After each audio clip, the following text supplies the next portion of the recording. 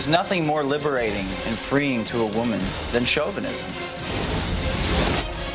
A woman has no responsibilities because I don't expect her to get anything right. All women are whores.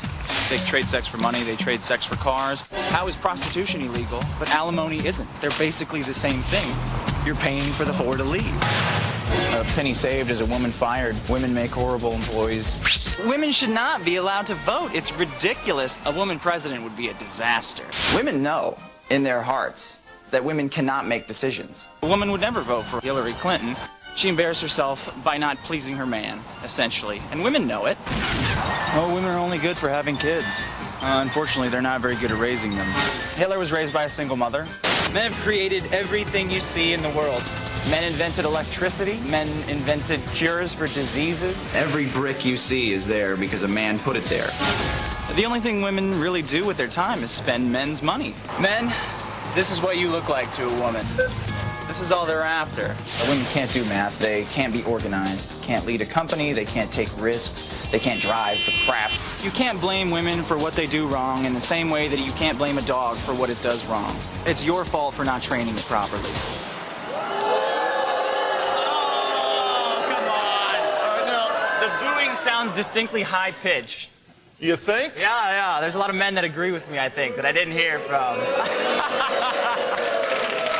And by the way, he's not an actor. I know that this is so outrageous that you would think, okay, he's a plant here to typify the really ridiculous. But your whole life is centered around, you even have a website, menarbetterthanwomen.com. I have a website, menarbetterthanwomen.com. I educate thousands of new men daily to the art of chauvinism. Do you agree that you're judgmental?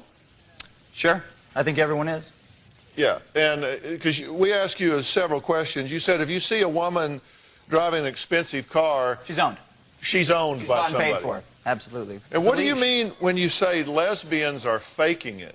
Yeah, all women are lesbians. They do it to get attention. The act of sex cannot exist without a man. What did you say? Yes, ma'am. Stand up right here. Okay, who's this directed to? The gentleman in the glasses that hates women. I want to know if he ever had a date. Hold on. Or if he's ever been with anybody. I don't hate women. Now, I'm sure you have multiple blouses and multiple pairs of pants at home, but you chose these because they were your favorite. They were better than the others. That doesn't mean you hate the ones you didn't wear. I don't hate women. Men what does that have to do with having a date? Men are better than women. Yes. That's not answer my question. And take those stupid glasses off. I'm sure Dr. Phil can back me up on that. And show us how you look. Women line up to date guys like me, and you've had them all on your show. I don't see any women lined up at all. I don't see any women lined up to you, and I would definitely be at the end of that line. Well, if you hit the treadmill a little more, you'd be at the front. What was that? I didn't hear you because I'm sure it was something stupid, and I'm glad I didn't hear you. Thank you. Yeah, I'm glad you didn't either. Yes.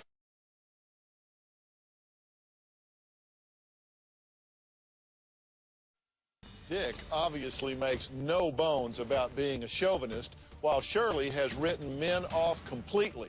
So I decided to send them out on a social experiment to see who Dick and Shirley would select as a potential match for each other.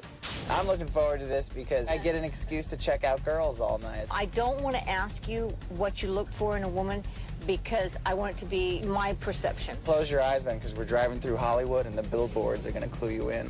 I'm going to pick a guy for Shirley who looks wholesome, maybe even someone high up in the church. Are you... No, have a seat. Thank you. It's just part of chauvinism. Now, she's cute. Look at those legs. She's got some nice legs. She had a lot of things. She's a little out of your league, but I didn't mean that as an insult. Right. She probably wouldn't go out with you. Really? Well, I mean, if she wasn't into money, she would be cute for you. Shirley agrees with a number of my views, whether she admits it or not. She said a woman was out of my league simply because I wasn't rich enough. That's what I say all the time. Women are just after money. I think I look cool. Well-dressed. Wearing worn shoes. Man's got to wear nice, expensive loafers, Italian loafers, and he's good to go. Neither one. They aren't big enough for you. Am I right? Can they be? When it comes down to it, Shirley nailed it on her assessment of what I would like to date. You know what? That guy's perfect for you. He's classy. He's got a full head of hair. That guy's a great guy. I think you'd be able to rely on him, where you haven't been able to rely on them in the past. He's probably married. The older gentleman would have been nice, but his voice pitch was really high. And then I saw him drinking hard liquor, which would have been a turnoff to me. If she writes off guys for either having funny voices, not wearing the right kind of shoes for her, or her last excuse was that all the good guys are married, then yeah, she's doomed to be alone. I don't think that Dick really believes that he's superior to women. He likes to pretend, but there's a lot deep down inside there that Dick's not showing. As opposite as these two are, it's interesting to see how Shirley and Dick seem to know exactly what the other would be attracted to.